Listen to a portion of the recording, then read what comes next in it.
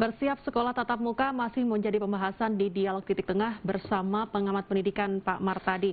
Pak, tidak semua sekolah ini buka, namun ditentukan oleh pemerintah daerah kabupaten hasil kota. Asesmennya nanti. Oke, zona oranye 20%, zona kuning 50% yang ada di Jawa Timur. Dan SMK ini 35%, SMA 20%, dan SLB 10% bagi wilayah Pemprov Jawa Timur. Betul. Bagaimana sejauh ini persiapan yang dilakukan oleh sekolah yang ada di Jawa Timur untuk sekolah tatap muka ini? Karena tidak semuanya dibuka. Iya, jadi tampaknya kan saat sekarang ini pemerintah provinsi sedang gencar-gencarnya melakukan checklist di semua sekolah yang ada di daerah Jawa Timur.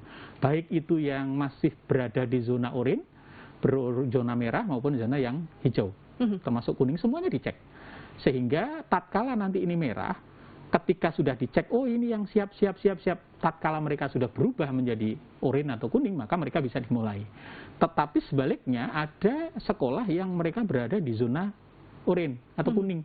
Tetapi sekolah ini belum siap untuk berbagai hal terkait dengan standar protokol kesehatan. Maka sekolah ini juga belum bisa dipaksakan untuk masuk. Maka nanti orang tua perlu tahu bahwa tidak semua sekolah itu nanti masuknya bersamaan. Karena kesiapan setiap sekolah bisa berbeda. Termasuk nanti dalam 1 minggu, setiap sekolah masuknya, setiap anak bisa beda. Ada yang 3 hari, ada yang 2 hari. Karena apa? Jumlah anak di sekolah itu akan berpengaruh berapa shift yang harus dilakukan.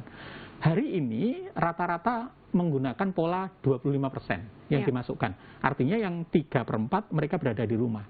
Disitulah kemudian sekolah harus berkonsentrasi untuk menyiapkan dual modes, dua moda pembelajaran.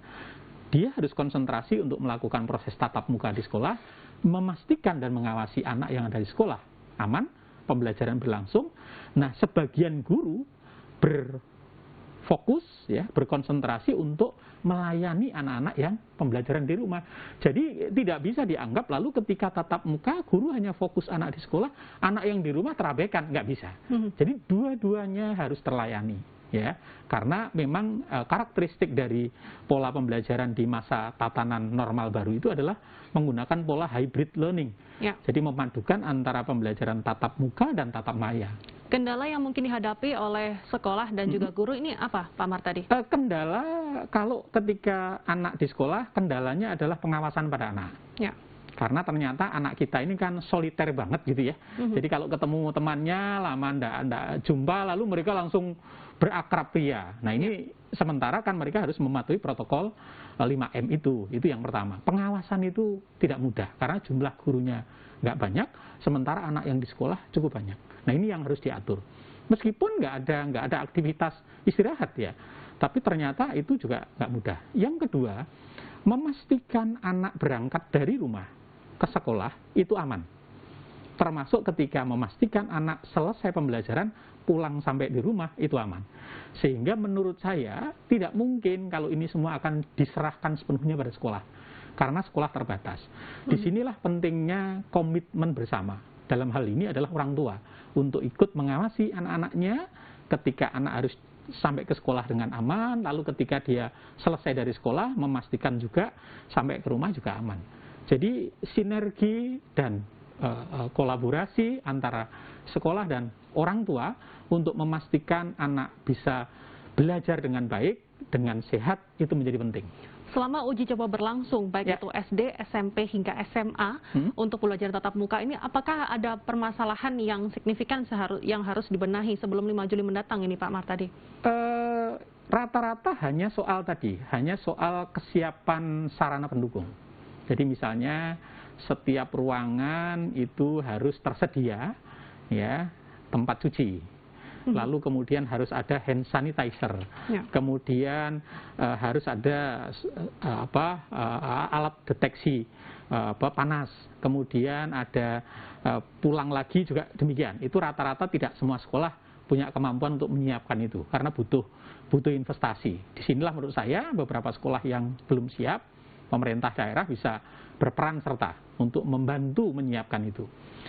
SOP rata-rata clear, mereka memiliki.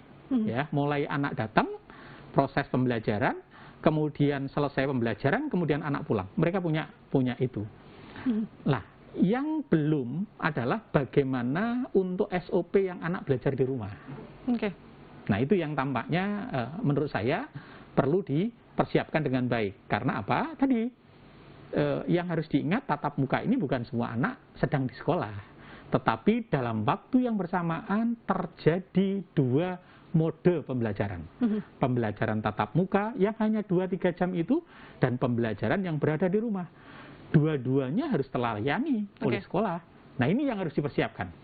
Berarti sarana prasarana di setiap sekolah sendiri ini masih belum merata yang ada di Jawa Timur untuk melakukan hybrid? Belum, betul, belum merata. Daerah mana saja ini, Pak? Terutama memang daerah-daerah yang agak pinggiran, ya, yang memang mereka sangat terbatas dari sisi daya dukung sarana itu. Ya. Tapi kalau yang di kota, taruhlah yang misalnya di ibu kota, kabupaten kota, ibu kota provinsi, rata-rata relatif siap.